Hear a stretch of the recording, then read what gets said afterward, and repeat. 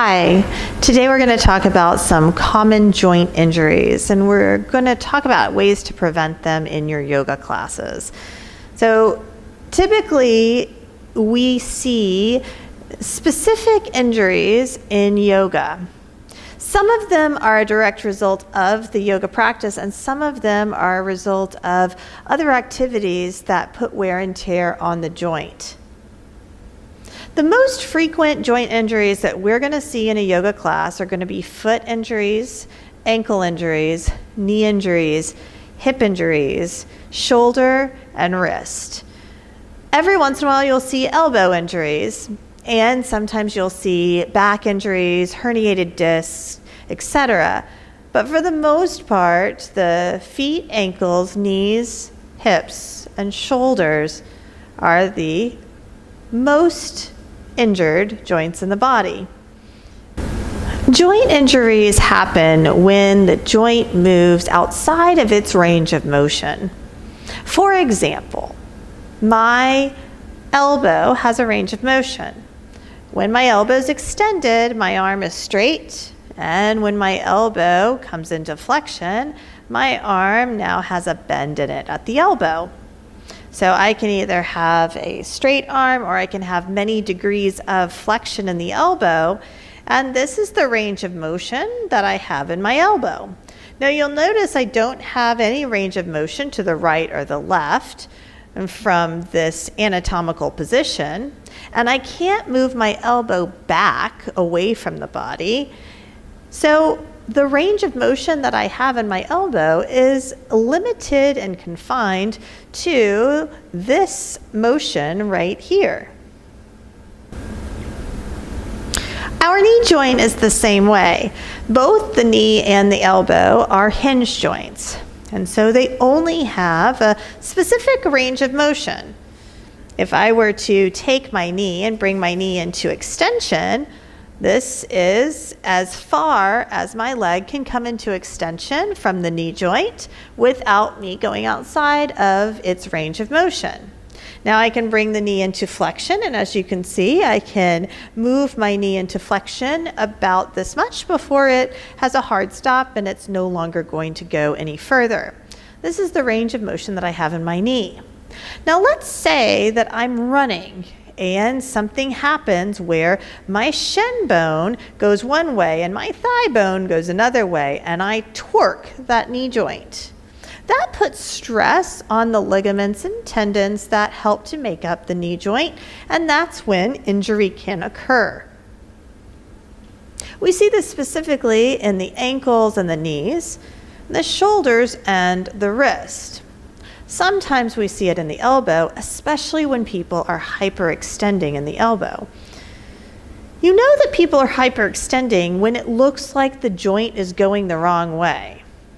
For example, if you're seeing somebody in downward dog and it looks like their joints are actually bending the opposite way, then there's hyperextension there. And we'll take a look at that in another video. Essentially, what we want to look for, though, in our standing asana practice or in our weight-bearing practices is that the joints are stacking one over the other.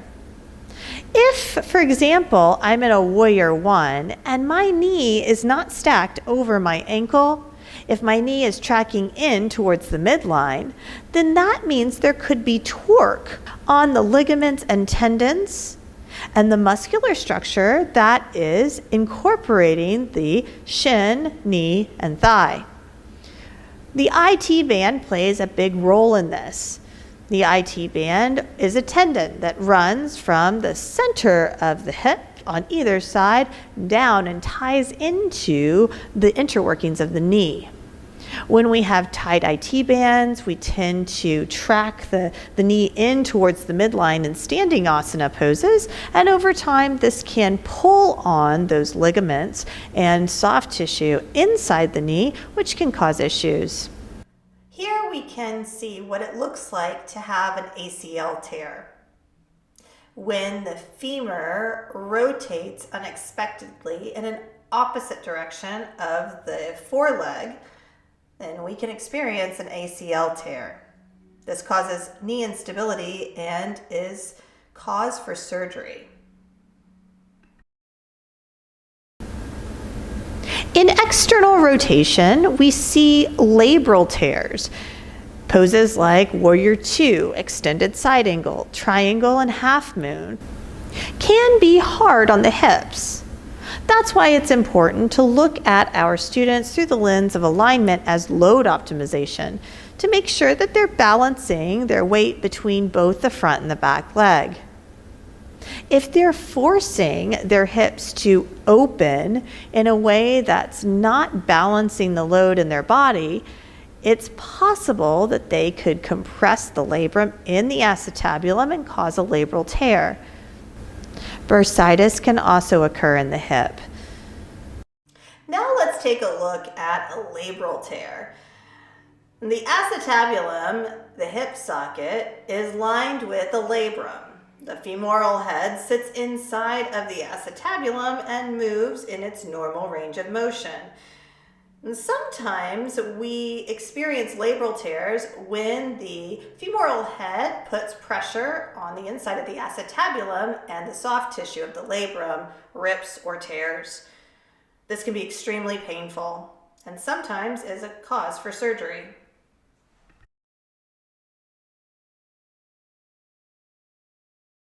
The wrists are prone to injury at the office. Carpal tunnel is a swelling of the carpal tunnel nerve and can cause intense pain in the wrist and forearms and even hands. Now let's take a look at carpal tunnel syndrome. The carpal tunnel is the space that the carpal nerves run through between the hand and the forearm. When this space is inflamed or the nerves within the space become inflamed, we can experience carpal tunnel syndrome, which can be very painful and sometimes requires surgery. Here you see the carpal tunnel ligaments are illustrated as inflamed by the red lights you see at the wrist joint.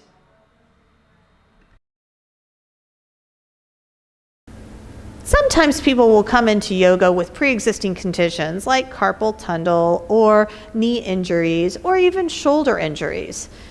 And when this happens, we can help our students to modify so that they don't have pain in asana. Shoulder injuries are also common in yoga, especially when students are doing too many balancing postures on the shoulder girdle without sufficient rest. Now let's take a look at the shoulder. Inside the shoulder, the humerus is attached to the glenoid at the glenohumeral joint. When we dislocate our shoulder, we have a labral tear or a separation of the glenohumeral joint. This can be extremely painful and impact our range of motion, many times requiring surgery. The number one reason for injuries in the joints is overuse. So if our students are coming to asana practice 2, 3, 4 times a day, it's possible that they might be overusing their joints and causing unnecessary wear and tear.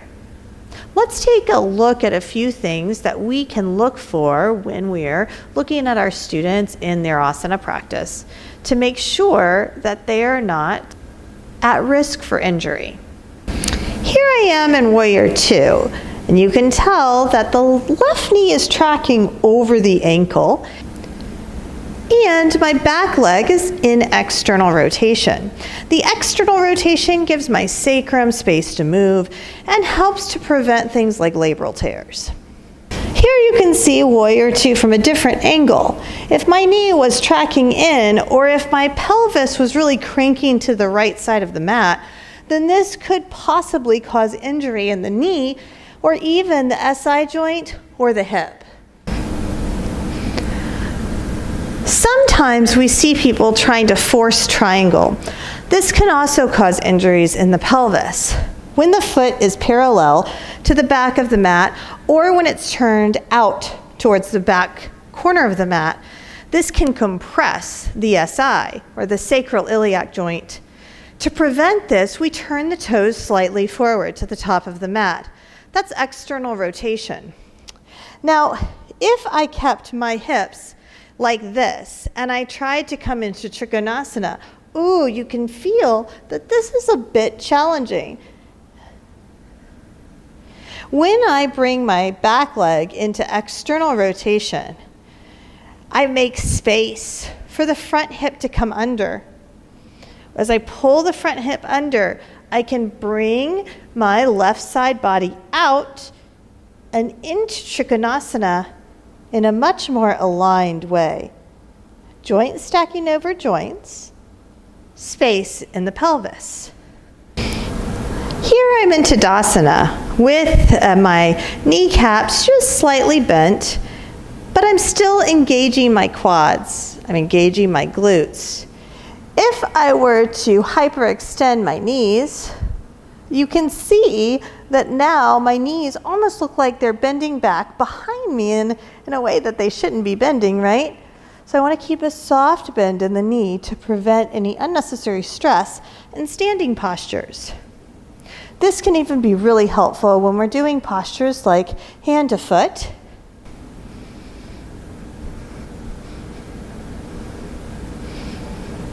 And keeping a micro bend in the standing leg prevents us from locking out in the knee, which could cause problems later on. Trying to maintain heel to arch alignment in Warrior One can also cause problems. We can widen our stance to create more space for our pelvis. This will prevent us from dumping weight into the sacroiliac joint. One of the biggest reasons for injury in the shoulder girdle is jumping back to plank from a forward fold. When we are sliding back into chaturanga, we're not jumping back with straight arms into a plank position. So this can cause injury, especially if the student isn't strong in the shoulder girdle. Downward dog can also cause injuries if we are internally rotating the arms. Remember, if we internally rotate the arms, then we don't have as much bone-on-bone connection between the humeral head and the glenoid.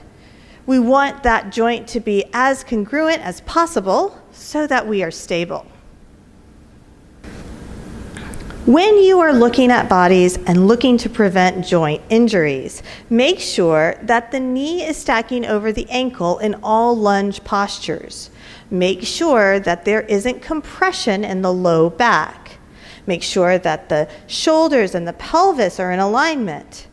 And that the arms are in external rotation. So there's a broadening between the collarbones and space between the shoulders.